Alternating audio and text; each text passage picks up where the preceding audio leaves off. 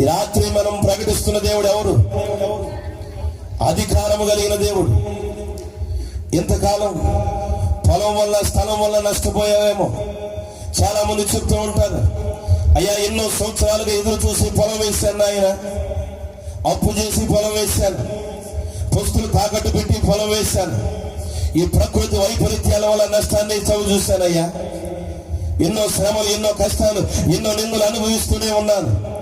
ఈ రాత్రి ఎందుకో ఈ స్థలంలో ఈ షడ్యంత్రం ద్వారా ఈ మాటలు వింటున్న ప్రతి ఒక్కరితో నా దేవుడు మాట్లాడమంటున్న మాట, నా దేవుడు అధికారము కలిగిన దేవుడు. ఎంతకాలం నువ్వు నష్టపోయి ఉంటావు, ఎంతకాలం కలవరాలతో ఊరేగి ఉంటావు, ఎంతకాలం శ్రమలు కన్నీళ్లు నీ కుటుంబాన్ని అతలాకుతలం చేస్తుంటాయి.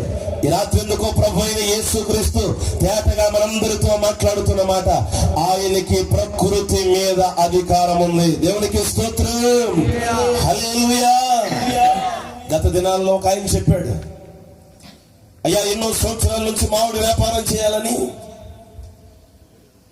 అప్పు చేసి, మరి కొన్ని లక్షలు అప్పు చేసి సంవత్సరం 3 తోటలు కొన్నాను. అయ్యా మంచి పోతుందని కొన్నాను. నేను కొన్న వారానికి విపరీతమైన గాలి దుమ్ము, వర్షం.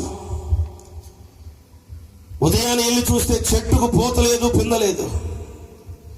కొన్ని లక్షలు ఖర్చు పెట్టాను, కొన్ని వేలు ఖర్చు పెట్టాను.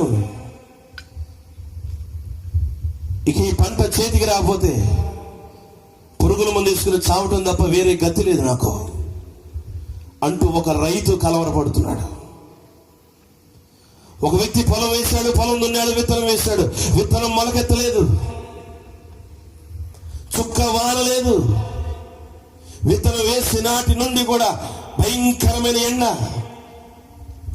మరో వ్యక్తి చెప్తున్నాడు, అయ్యా చేతి నిండా పంట వచ్చింది, తినడానికి దగ్గర పడిన సందర్భంలో విస్తారమైన వర్షము కొట్టి వేసిన కుప్ప కొట్టుకుపోయిందయ్యా. ఎంతమంది లేరు ఇలాంటి వారు? ఎంతమంది లేరు ఇటువంటి శ్రమలలో ఉన్నవారు?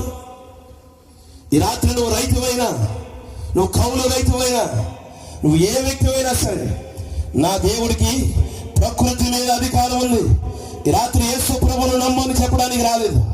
అధికారం కలిగిన దేవుడు అంటే కదయ్యా, ఒక్కసారి నా పొలం, నా స్థలం, నా ఇల్లు, నా వ్యాపారం, అయ్యా అని గనక నువ్వు నోరు తెరిచి ప్రార్థన చేయగలిగితే ఈ రాత్రి ఎన్నడూ చూడని కార్యాలు మీ కుటుంబాలలో నా దేవుడు చేయునుగాక. ఆమేన్. అధికారం కలిగిన దేవుడు. దేని మీద అధికారం ఆయనకి? ప్రకృతి మీద ఆయనకి అధికారం ఉంది.